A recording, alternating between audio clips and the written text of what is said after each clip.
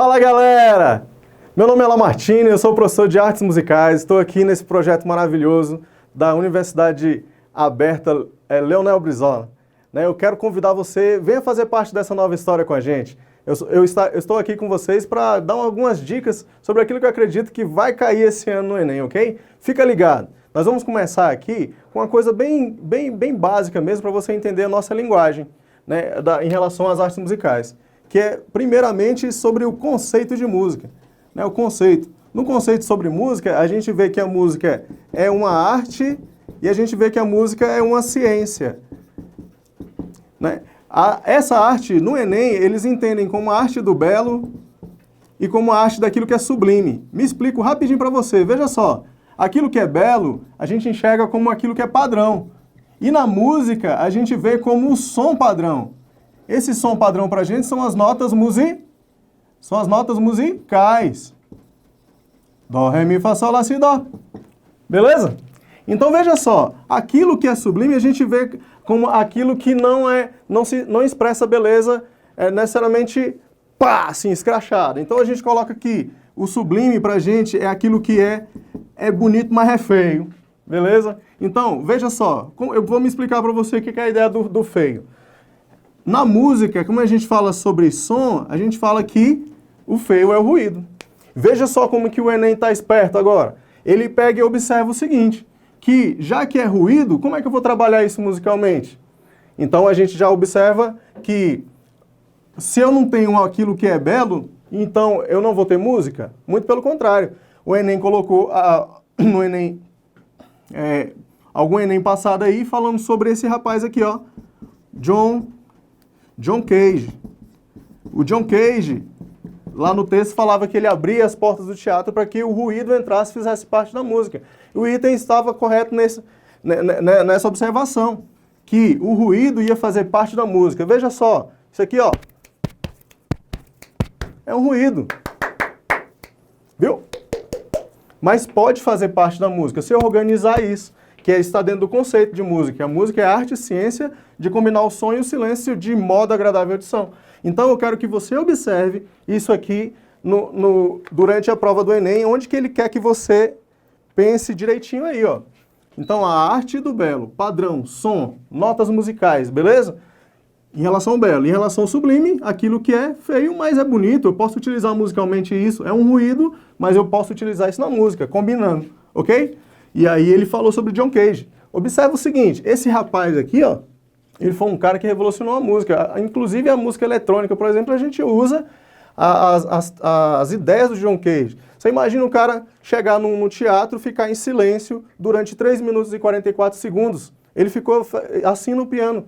Então, olha só, chegou e ficou calado. Quando uma primeira pessoa fez um barulho lá, ele pegou e anotou 3 minutos e 44 segundos. Era o nome da música, porque ele estava interagindo com as pessoas. E já que ele podia mexer com o conceito, genial. Ok? Quando a gente fala que a música é ciência, é porque nós somos os pensadores. Nós pensamos nos timbres.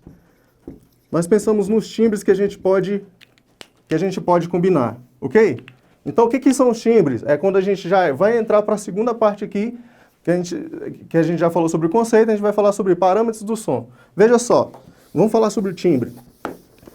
O timbre, galera, nada mais é, esse parâmetro do som, nós temos 4 características básicas, ó. Vamos falar sobre parâmetros do som. No som, quando eu falo som, eu faço aqui, ó. Esse som que eu acabei de fazer, ele já me dá 4 características básicas. O primeiro é o timbre. E esse timbre eu entendo como identidade do som. Ok? Identidade do som. Como assim?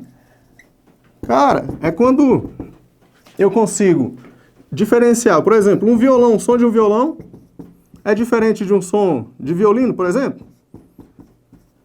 Sim, é diferente, totalmente diferente. Se eu tocar esses instrumentos de lugares diferentes, ao mesmo tempo, com a mesma nota, você vai conseguir perceber que está tocando um violão e está tocando um violino, certo? Isso é um timbre. Na física, inclusive, eles falam que é a presença muito grande de harmônicos. Fica ligado nisso. O Enem já colocou lá perguntando em física sobre as diferenças de timbres. Então você já está sabendo, ó. É como eu reconheço um som de um violão, som de um violino, ok? Então aqui a gente falou sobre o primeiro parâmetro do som. O segundo parâmetro do som que a gente tem, vou apagar aqui, é a altura. A altura, quando a gente fala sobre a altura, gente está falando sobre a frequência, beleza? Frequência, e a frequência é medida pra gente em hertz, certo? Lá na física. Aí veja só, aqui pra gente a altura, essa é grave, grave, grave, ou agudo. Né? Até colocar aí ou agudo, né? Porque você consegue, por exemplo, ter numa orquestra um violino que faz uma nota aguda e um violino que faz uma nota grave, certinho? Então veja só, grave ou agudo, não confunda isso com intensidade do som. Que a gente fala às vezes assim, ó, abaixa esse som. Essa expressão abaixar som significa você está diminuindo a frequência. Então se é para baixar o som, então eu vou começar a falar assim. Se eu vou aumentar o som, eu vou falar assim. Tranquilo? Pensa aí no Anderson Silva. E aí, vai encarar? Beleza? Então, ó, ou então pensa aí chegar em você e falar, Ana Carolina, e aí galera, bom dia. A Ana Carolina já tem uma voz bem grave, né? Então, se liga nessas coisas. Quando a gente fala de altura, a gente está falando de frequência. Tranquilo? Para os homens aí, eu dou uma dica, ó. Eu dou uma dica sobre isso aqui, ó. Um exemplo bom. Olha só. Quando você tem lá, ó. Isso aqui é o lambda, né? É o comprimento da onda aqui, a distância aqui, não é? Daqui para cá. Então, quanto maior a distância, mais grave o som. Então, já viu? Quanto maior o instrumento, mais grave? Quanto menor, ó, aqui, ó, o lambda aqui. Né? Eu quero que você... Por que eu falei dos homens? O gogó aqui, o palmo de Adão, quando você faz, ele aumenta, ele desce. Então, aumenta o espaço. Se aumentou o espaço, ficou mais grave. Se diminuiu, ó... Se diminuiu, ficou mais agudo. Aqui mais agudo e aqui mais grave. Se liga nisso. Às vezes, o Enem pode te cobrar um itemzinho simples desse daqui. Beleza? Em relação à altura. Diferente de intensidade, que seria aqui para cima, certo? Então vamos lá, continuando. Falamos sobre esses dois primeiros aqui. Timbre, altura. Letra C. Intensidade. Intensidade. Galera, o que é intensidade? A intensidade da gente é volume. Volume. Tô falando baixinho, fraquinho, fraquinho. Vou aumentando, esse som vai ficando mais forte, cada vez mais forte. Então, ele está variando o meu volume. Então, veja só, no volume a gente tem lá que a medida dele é em dB, decibel, né? Você já viu no som do seu carro, você já viu no som da sua casa, o ganho lá é dB. Então, veja só, essa intensidade é assim, ó. O dB... Eu tenho um som, o volume pode ser forte ou o volume pode ser fraco. Tranquilo? Então, fica ligado nisso aí, hein? Volume forte e fraco. Só para a gente poder alinhar a nossa conversa aqui. Outra coisa que a gente vê muito é essa palavra, dinâmica. No período da história conhecido como período barroco, existe uma variação muito grande de intensidade. O que é essa variação de intensidade? Você viu que lá na matemática o delta é utilizado para poder falar sobre essa variação, né? De 0 a 1, de 1 a 2, enfim. Na matemática não é minha área, mas vamos lá, ó. Na dinâmica, a gente consegue observar o seguinte, que o volume ele pode começar fraco e cada vez ir ficando mais forte. Ou tá forte e pode ir ficando mais fraco. Então, isso é uma variação de intensidade. A gente chama isso de dinâmica. Então, se liga, quando se aparecer essa palavra em algum texto para você, você está sabendo que é uma variação. Ou do fraco para o forte, ou do forte para o fraco, ok? Isso é intensidade. Seguindo a última parte aqui em relação ao parâmetro do som, a característica, a gente tem a letra D, que é o D de duração. E essa duração, galera, é simples. Isso aqui ó, é o tempo do som. Tempo do som. Então, o som, ele pode ser longo ou curto. Beleza? Olha aí.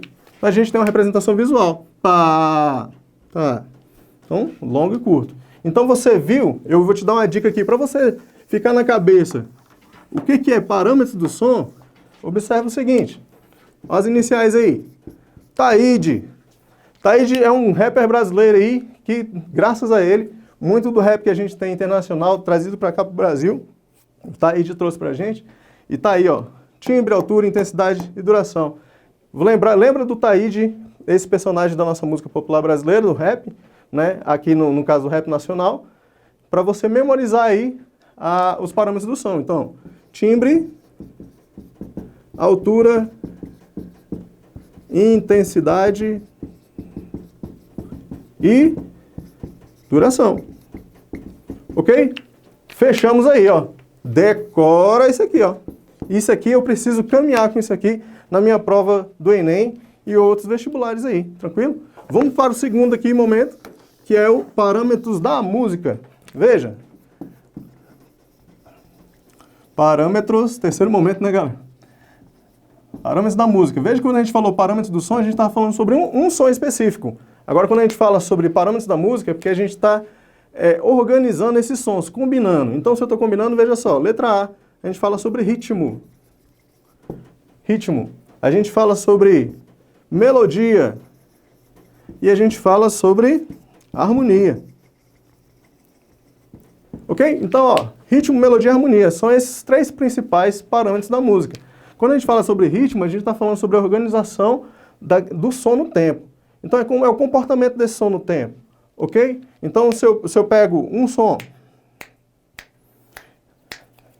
Então, eu estou fazendo um tempo. Eu tenho um tempo regular e tenho um tempo irregular. Ele pode ser regular ou irregular. Quando a gente estava falando lá no início sobre o John Cage adora trabalhar com isso aqui, ó. O Igor Stravinsky, russo aí, muito famoso com a Sagração da Primavera, uma música que é muito conhecida, marcou aí a música atonal no mundo. Ele adora isso aqui, ó, tem tempos quebrados, né? Então, ele adora um ritmo irregular. E o regular é mais esse pulso. O samba, por exemplo, o samba lá, ó. A gente sente essa pulsação, né? É muito legal. Esse 1, 2, 1 e 2 é certinho. No irregular é tudo misturado, é uma bagunça, uma confusão danada. Belezinha? Então, em relação ao comportamento do som, nós temos ele regular e irregular. Na melodia, é uma nota após a outra. São notas musicais tocadas uma após a outra. Então, veja só. Olha o exemplo aqui, ó. Eu vi uma barata na careca do vovô. Dó, ré, mi, fá. Tu tá cantando aí, não tá? Fá, fá, dó, ré. Pois é. Então, essa aqui, ó, uma depois da outra. Dó, ré, mi, fá, fá, fá. Então, a melodia ela é a principal parte da música. Você reconhece pelo som. Sol, lá, si, sol, si, dó, ré, ré, mi, ré, dó, si. É uma musiquinha, melodia. Você lembrou aí do meu lanchinho, né? Aquele que tá passando fome nesse momento aí, sentindo uma vontadezinha de comer. Não rouba a geladeira não, vem aqui comigo, ó. Sai daí não. Então, olha só. Então, é melodia, dó, ré, mi, fá, fá, fá. Qualquer outra melodia que eu cantar aqui, você vai reconhecer. Porque é a parte principal da música, beleza? Lembra disso. Principal. Você tem ritmo sem melodia, mas melodia sem ritmo não rola, ok? A harmonia. A harmonia já é a parte aqui, ó, que a gente consegue observar que ela existe para poder deixar mais bonita aqui a melodia, para existir melhor a melodia, para a melodia aparecer mais. A gente fala que a harmonia são notas tocadas ao mesmo tempo, ó. Ao mesmo tempo. Como é que é isso? Se a gente for colocar isso, desenhar isso em relação à melodia e à harmonia, pense que a melodia, vou apagar aqui, galera, se liga, só para a gente exemplificar. Quando a gente fala em relação à melodia, ó, quando a gente fala em relação à melodia, a gente fala que a melodia é assim, ó, ela é uma representação horizontal da música. E a gente fala que a harmonia é uma representação vertical. É uma representação vertical da música. Como é que é isso? Veja, se eu tocar dó, mi, sol, dó, mi, sol, ao mesmo tempo eu estou fazendo o que a gente chama de acorde. A palavra acorde vem de acordo. Acordo, harmonia. Eu, meu pai e minha mãe, nós vivemos em harmonia na minha casa, porque somos 3 pessoas e cada um respeita o espaço do outro. É que nem aqui, ó. Dó, mi, sol. Grave, meio grave, agudo.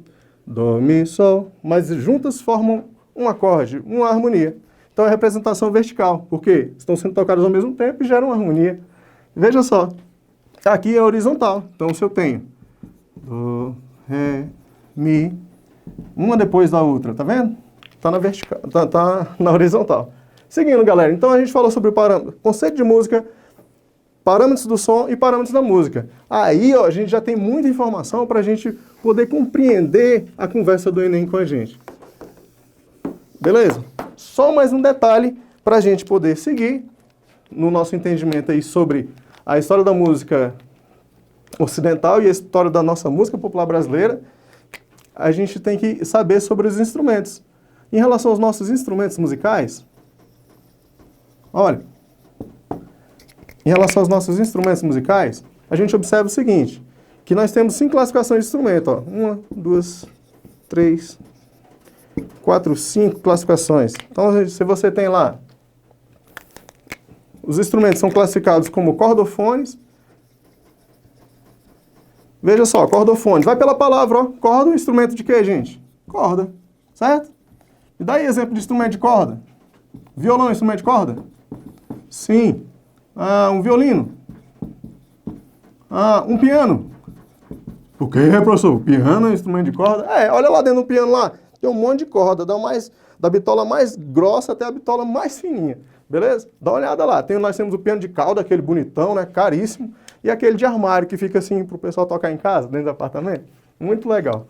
Então veja só. Cordofones. Nós temos os membranofones.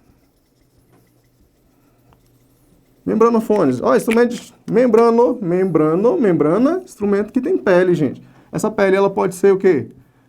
De couro animal, certo? E um sintético. Veja só. Dá aí exemplo aí pra mim.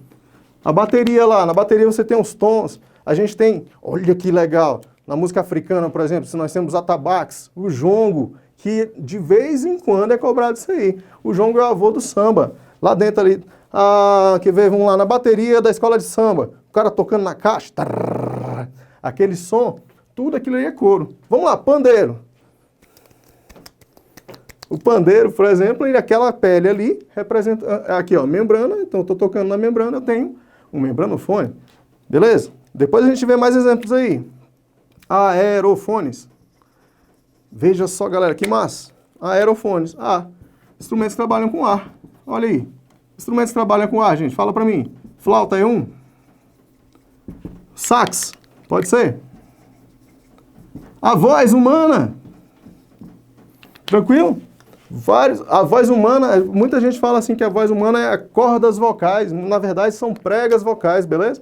Dá uma observada nisso aí. São pregas vocais. Nada de falar corda vocal. Isso aqui, se você quebrar, não dá pra ir comprar na lojinha outro, beleza? Então, vamos lá, aerofones. Tem vários outros aí que você pode imaginar. O trombone, o apito, também. Tudo aquilo que você soprou aí, fez som, é um aerofone. Uma coisa bem legal, no Brasil, o pessoal gosta de sertanejo universitário. Uhul! Se lembra? A sanfona, o acordeão, é o mesmo nome, hein? Gente, é o mesmo instrumento, tá? Acordeão, sanfona, o mesmo instrumento. É um aerofone, porque ele funciona como se fosse um pulmão, ó. E aí, ali naquele fole de abrir e fechar, o som vai rolando. E o sertanejão é a noite toda. Vamos lá. Aerofones. Depois aqui a gente tem os idiofones. Idiofones. Gente, isso aqui é transferência de energia. Idio de transferir energia. Transfere energia. Então, ó, como assim? Pensa no prato da bateria. Quando você bate, ele vibra e transfere energia. O triângulo lá, ó, do forrozinho, pé de serra. Beleza? Tingulim. Aquilo ali está transferindo energia. Você só vai equilibrando com o dedo. E o último aqui é o eletrofone. Eletrofones. São instrumentos de eletricidade, né, gente? Mexeu com energia elétrica aqui, ó. Energia elétrica. Então veja aí, o teclado é um. Teclado, sintetizador. E assim vai. Sintetizador, sampleador. Veja só, na nossa música eletrônica hoje, a gente tem demais essas coisas. Por exemplo, veja o pessoal lá do morro, né? Que fica... Todo dia aparece uma galera fazendo um som diferente do funk. Então veja só. O pessoal entra, tem um notebook e associa com vários aplicativos aí, programas, e consegue ter um microfone e grava tudo isso aí. e consegue equilibrar. Tem uma bateria no computador, ele vai lá e já consegue organizar tudinho. E sintetiza esses sons. E organiza de forma que vai fazer ali aquela música dele. Lembra do conceito? A música é a arte de combinar o som. Então ele vai só estar combinando aqueles timbres que a gente estava falando. Tudo que ele puder colocar para desenvolver a sua música, ele vai fazer. E os caras têm se dado bem aí, né? Em casa, eles gravam vários sucessos aí. Tranquilo, pessoal? Então, essa primeira parte aqui, que a gente estava falando sobre conceito de música, parâmetros do som, parâmetros da música, e a gente falou sobre a organologia, que são essas fontes sonoras. Da onde que vem o som? Beleza? Então, o som na sua casa, se você tem um instrumento musical, classifica ele. Beleza? As panelas que você tem na sua casa são idiofones, a maioria, né? Já viu o prato? Já viu o pessoal tocando prato? É transferência de energia. Belezinha? Então, se liga nisso, que é onde que o Enem pode, no seu dia a dia, você jovem que está fazendo aí a sua prova, vai fazer a prova do Enem, está fazendo os simulados, se liga nisso, vai observando todos os textos que ele coloca. Às vezes ele fala sobre um instrumento. Os dois principais instrumentos já são colocados lá no Enem, é o violão e o cavaquinho. Por quê? Porque fazem parte do samba, da bossa nova, de um monte de música popular que a gente tem aí, é ou não é? Então você observa isso, hein? Nós vamos ver já aqui coisa sobre isso. Gente, só pra gente deixar, vamos partir para isso aqui, ó. História da música ocidental.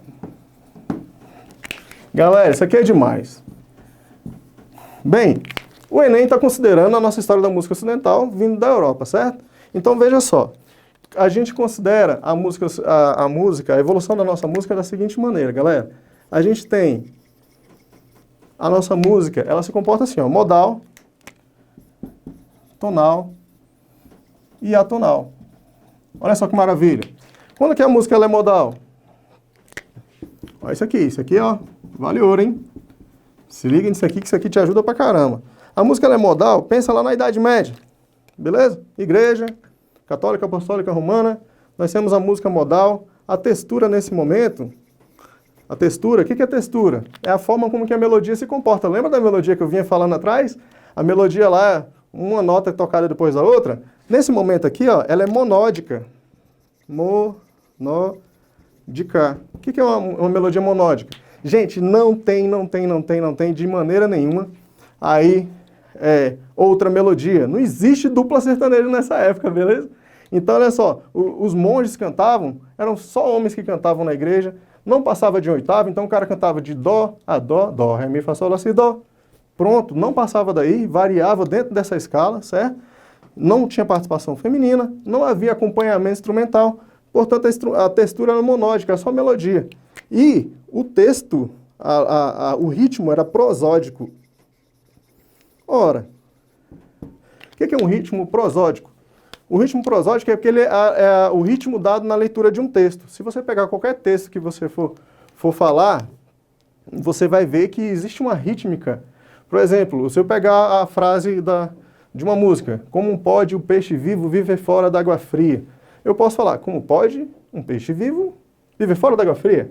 Beleza? É o ritmo que eu criei. Mas pensa, os monges, todo mundo morando junto, eles acabam fazendo uma forma de cantar aquele texto bíblico igual. Tranquilo? Com o mesmo ritmo. Então isso é uma forma prosódica. A leitura do texto bíblico era que fazia com que o ritmo acontecesse. Mas não existia regularidade nessa música. Certo? Era uma irregularidade que acabava se transformando em regular porque esses caras estavam convivendo juntos. Tranquilo, pessoal? Então é a leitura que você já viu. Quando as pessoas fazem oração nas igrejas, esse comportamento de oração, ele acaba as pessoas ali se ajeitando, né? No jeito que a outra está fazendo. Então veja só, quando no final da Idade Média aparece pra gente uma coisa sensacional. As pessoas, gente, isso aqui demorou tipo uns 900 anos. Quando o cara já não aguenta mais, ele inventa, não, vamos fazer uma duplinha sertaneja, velho, vamos, o cara tá passando mal, tá? Aí ele pegou e criou o seguinte, ele criou duas ou mais melodias, então ele vai inventar uma textura aqui pra gente aqui agora, que vai ser chamada de polifônica. Olha aqui a palavrinha poli. Você que já estudou muito aí, sabe que poli é o que, gente? Vários, muitos. Então a gente vai pensar aqui como duas ou mais melodias. Galera, que massa! Surgiu duas ou mais melodias? No período do Renascimento tem um cara chamado Palestrina, que ele foi considerado o príncipe da música. Ele fez até 16 melodias. Olha só que massa. Você pensa, 16 pessoas, cada uma cantando uma melodia diferente. Lindo! Ganhou o título de príncipe da música. E atuou aí na Contra-Reforma da Igreja Católica. Vamos lá. Seguindo aqui. Aí, olha só, os caras passaram mais um tempão. Passou pelo período do Renascimento. Aí, no final do Renascimento, surgiu a música instrumental, juntou com o período barroco. E aí, no período do neoclássico. E foi misturando tudo. E surgiu as óperas.